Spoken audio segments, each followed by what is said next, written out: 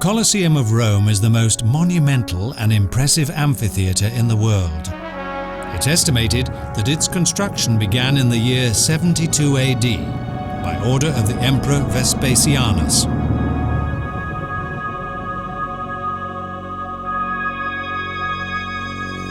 Here, the Romans' desire for outrageous performance and violent entertainment were fully satisfied.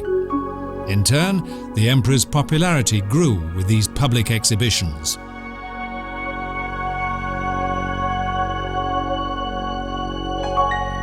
At the fall of the Roman Empire, this gigantic complex fell into disrepair.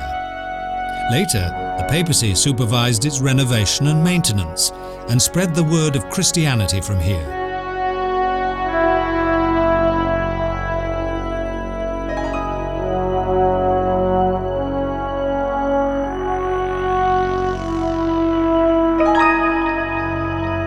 The designation of the former fighting arena as a memorial for Christian martyrs turned the ruins of the Colosseum into a symbol of the triumphant rise of Christianity.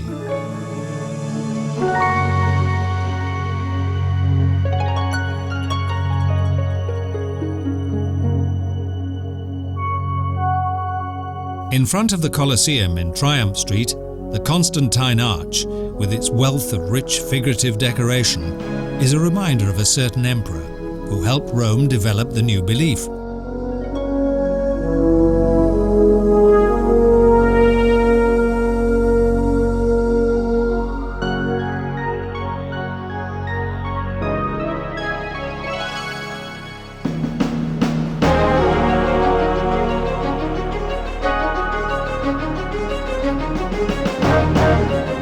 During the turmoil of war in the Middle Ages, the Colosseum was rebuilt as a defensive stronghold.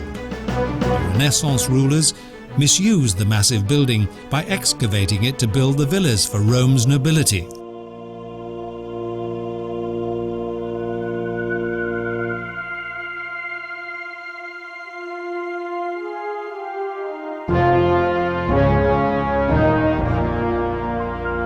The preservation of the Colosseum is due to the persecuted followers of Christianity, who were made to suffer under Rome's dictators.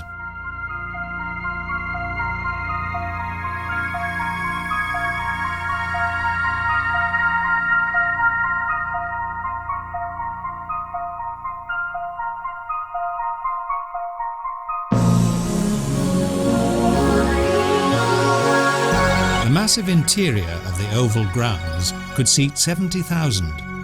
Surrounded by tranquillity as though within a city wall, the Colosseum is a dominant focal point among the Roman hills.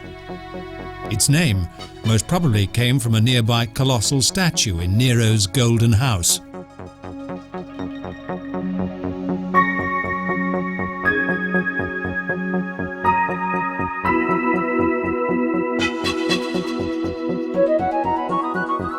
The gorge-like labyrinth of walkways and subterranean chambers descends deep into the earth. The floor of the arena was originally covered with wooden boards. Below were the meeting places of the gladiators and cages of wild animals.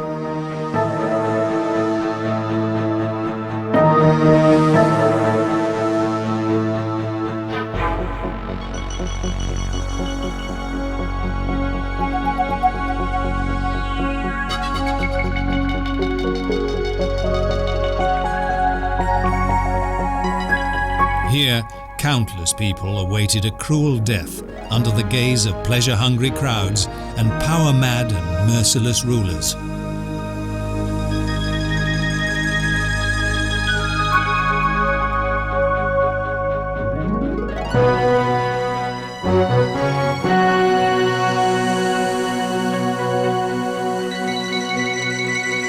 Huge quantities of various building materials from all parts of the empire were brought here to build the stands of the arena.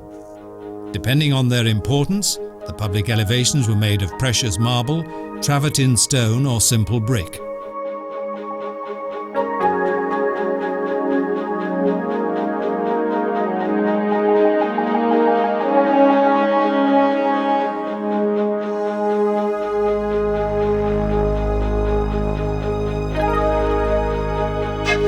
gorge-like system of entrances and exits assisted crowd control in case of sudden emergency. The whole arena could be vacated in a matter of minutes.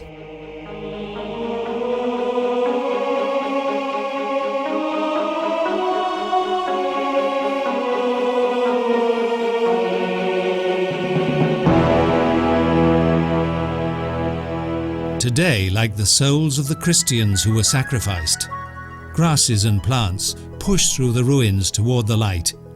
In silence, unyielding granite bears witness to past times of victory, faith, and hope.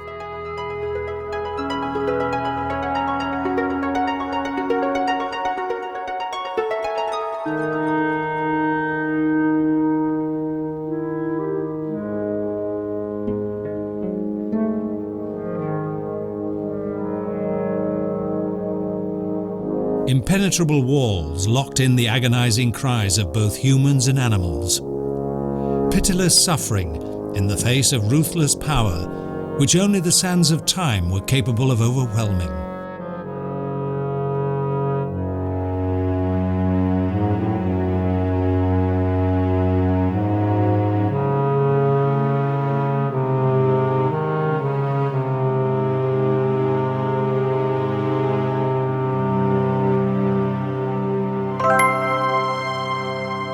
Light and hope shone all too infrequently into the dungeons of those poor souls who were at the total mercy of their oppressors. Bread and games would allow the people to forget poverty and suppression.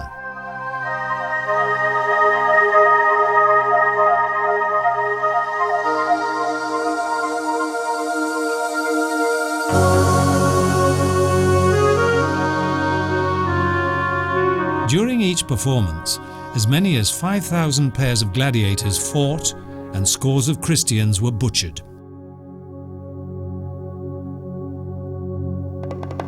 But it was precisely this fact that opened the doors of Christianity and promised its followers freedom and peace. In the center of the dungeon walls, a plain bronze Christian cross serves as a reminder that oppression inevitably gives way to tolerance and mercy.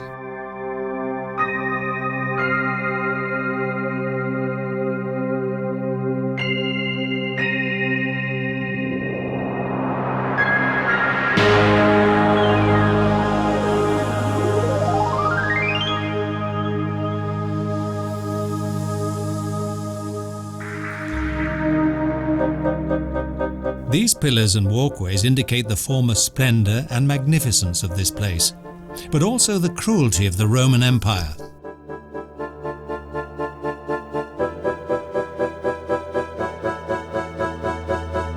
Morituri te salutant. The consecrated dead greet you. This is the greeting the gladiators had to make to the emperor on entering the arena.